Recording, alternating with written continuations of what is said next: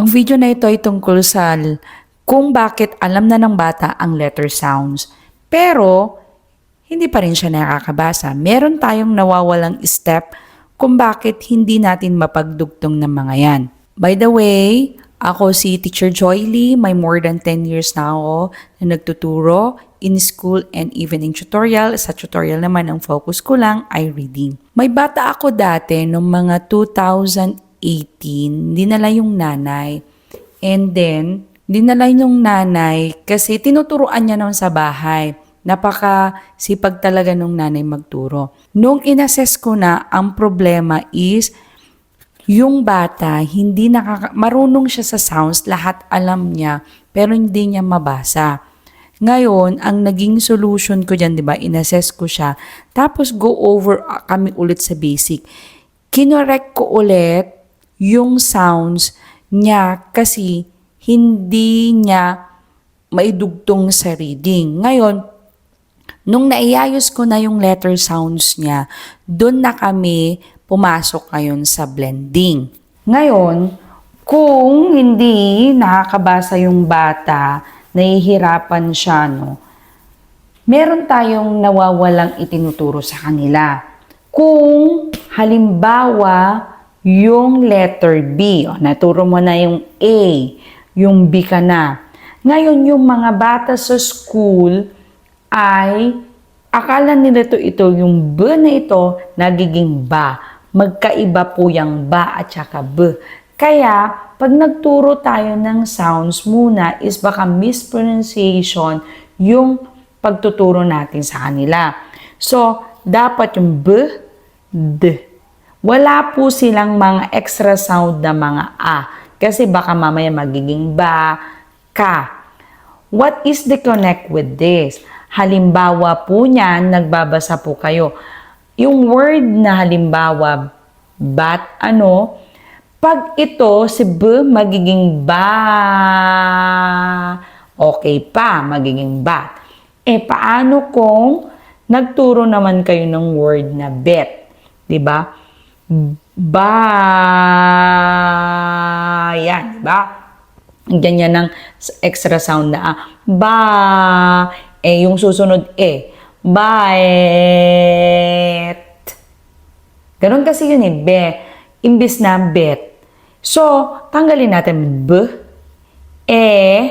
b, et, bet, be. Ito lang ang nahihirapan dito. So, second is yung blending.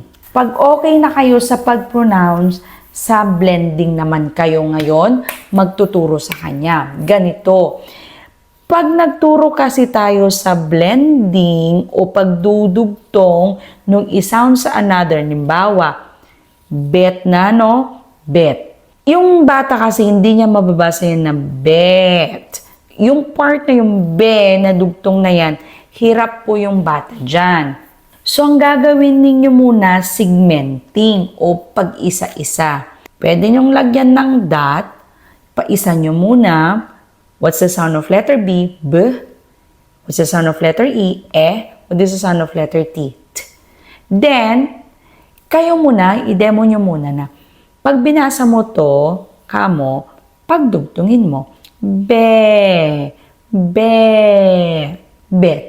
Kasi minsan, kahit na-memorize nila yan, pero hindi nila may apply dyan. Kaya, sasabihin niya yan, be. O, pag magdadikit yan, sasabihin mo, be. Always lang practice. O, yan may space kasi yan. Tapos ito, walang space. Kaya, pag magkasama yan, bet. Madediretso na niya yan. So, yun lang yung missing nyo doon. Baka na-mispronounce at saka wala kayong practice ng blending. Naniniwala kasi ako na kapag hindi nyo na naituro yung reading at hindi maidugtong sa letter sound sa reading, is baka dun sa pag-pronounce at pangalawa, wala kayong practice ng blending. Super duper hirap ng blending sa mga bata. Kaya dapat naririnig nila yung tamang sounds. Pag tayo nagturo ng sounds, nahirapan sila. sure na makakopy nila yon, hirap nilang ilagay o i-implement sa reading yon. Kasi pati kayo nahihirapan. Kaya kayo na parents, dapat alam nyo rin sa sarili nyo na alam nyo yung sounds tamang pag-pronounce. Ngayon, kung meron kayong mga struggles na bilang isang parents, I invite you to join my FB group, iBasa Community Teacher Child to Read. Ilalagay ko yung link sa baba, and there we can have para malaman ko yung problema ninyo at malagyan po natin ng solution. So yun lang, and thank you sa panonood sa time, and tuloy-tuloy lang tayo sa pagtuturo na sa mga bata ng kanilang reading, kasi pag natuto nila ng reading, the next subjects, kayang-kaya po nila. Sisiw na lang sa kanila yun kasi naiintindihan nila yung binabasa nila. So yun lang po. Don't forget to like, share, and subscribe, and see you po on my next vlog. Paalam!